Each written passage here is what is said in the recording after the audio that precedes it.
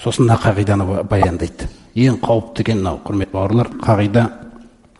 Құл, айт оларға, ей пайғамбар, мән кәна фид доләлә, кімде-кім адасуды таңдап алса, сөйтіп сол адасу жолында жүрсе, яғни адасу дегенде Құрансыз ғой, болды. Құрансыз ақ өмір сүремін мен, керегі жоқ бұның ішіндегі нәрселер деп.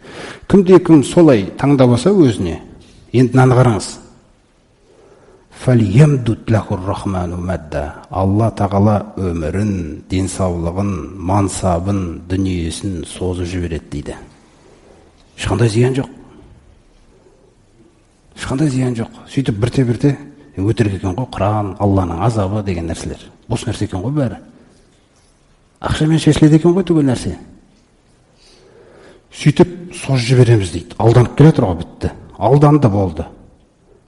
Сөйтіп жаңа алып келеді да, хатта яътия вағдулла. Міне қараңыздар. Сөйтіп Алла тағаланың уәдесі келгенге дейін осы күйде болады дейді. Хатта иза рау ма юғадуна. Сөйтіп өздеріне, егер кәпір болсаң, ақырың мынандай болады деген қағиданы көзімен көргенге дейін, осы алданумен болады дейді өмірде. Міне, алданып кетеді да. Сонымен жаңағыны көрген кезде фәсәяғламуна, сол күні бірақ біледі дейді олар. Сол күні бірақ біледі, бірақ түсінеді. Мән хуа шарру маканау. Кімнің Алланың алдындағы орны өте жаман болғандығын дейді. Бітті ғой. Өлім сәтінде басталады, құрметті бауырлар, ол. Өлім сәтінде басталады да. Өлім сәтінде көрсетеді. Ешқандай дәреженің жоқтығында ода. Түкке татымайтын нәрсе екендігін. Ол құр дене, семірген дене екен ғой жердің бетінде болды. Міне, құнсыз нәрсе де оның бар. Алла тағала баяндайды, кейбір адамдар ойлайды дейді. Ана имандылар өздерін сол жаңағы дүниемен өлшегеннен кейін, егер бізде ойлап қалуымыз мүмкін, егер біреу намаз оқымаса, жаңағыдай біреу тіпті қарсы келсе Алла тағалаға, сол адасқан жолда жүрсе, мысалы, біз ойлауымыз мүмкін да, енді Алла тағала оның дүниесін, несін тоқтатып тастайды деп. Ондай емес екен Алла тағаланың қағидасында. Атап айтады: "Куллан нумидду хаулаи ва хаулаи". Бойұсынғандарға да созам дейді, берем дейді да дүниені. Бойұсынбағандарға да берем дейді. Аллах тағаланың бұл дүниеде беретіні дейді.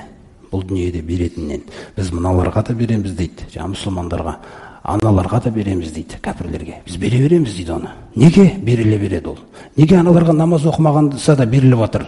Неге олар Құдай жоқ десе беріліп жатыр? وَمَا كَانَ عَطَاءُ رَبِّكَ مَحْظُورًا. Өйткені қағида, бұл дүниедегі беретінім дүниені. Қараңыздар, ол жарып бөлмейді дейді ешкімді. Өйткені бұл дүние құнсыз нәрсе дейді. Мен құнсыз нәрсені беріп жатырмын дейді да. Тек мұсылман оны қолына алып, адал қылып айналдырып алып құнды қылады. Көрдіңіз бе?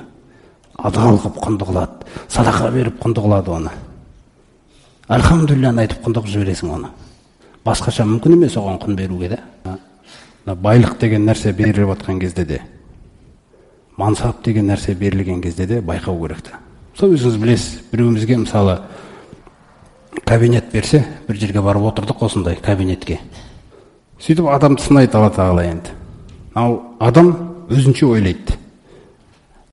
Университет бітірдім, дипломдарымды алдым, ан жақтағы связьдарыма кіріп шықтым, осы орынға елендім, осындай грамоталарын ойлайды, нелерін ойлайды. Ол сөйтіп ойлап отқанда, Алла тағаланың оған айтатыны, не істер екен деп отырғыздым дейді мына жерге. Сөйтіп бірінші адам есіктен кірген бетте шешіледі ғой бәрі. Мәжбүр болып бір ата, әже кіріп келе жатқан кезде, андай жағдайым бар еді балам деп. Ан жаққа барыңыз, сол жақта шешеді сіздің жағдайыңызды деген кезде, мынау бітті кетіп бара жатқан жүрек екен ғой, болды. Енді бұл адам Алла тағала жақсылық қаласа, бұны шығарады бұл жерден. Егер бұған жақсылық қаламаса, бұл отыра береді. Әбден құрғанға дейін да. Ол ойлайды, мен керемет нәрсе болды. Сөйтсе енді ақыр, ертең тозаққа, мәңгі азапқа кіреді ол. Енді дүниеде рақаттар басын деген нәрсе екен ол. Ақыр дүниеде кішкентай өткінші дүниеде рақаттанып алсын, ертең мәңгі азапқа кірейін деп тұр ғой. Міне. Сондықтан мұсылманның өзінің қорқатын нәрсесі, мансап деген байлық беріліп жатыр ма? Қорқып байқау керек екен жерде. Байлықпен қоса, айлығың көтерілген кезде тәкаппарлық қоса көтеріліп кетпесін. Ол түсу керек та, ол керісінше түсіріп үйрену керек, оны сындырып үйрену керек. Оны астыңа орындық берді ма, тәкаппарлықты сындыру керек түгел. Қоса көтеріле беретін болса, жағдай жаман болады. Ол адам өте алданғыш келеді өмірге. Алла тағаланы еске алмайтын болсақ, жаңағыдай осындай бір жағдайларға душар болып қалуымыз мүмкін да.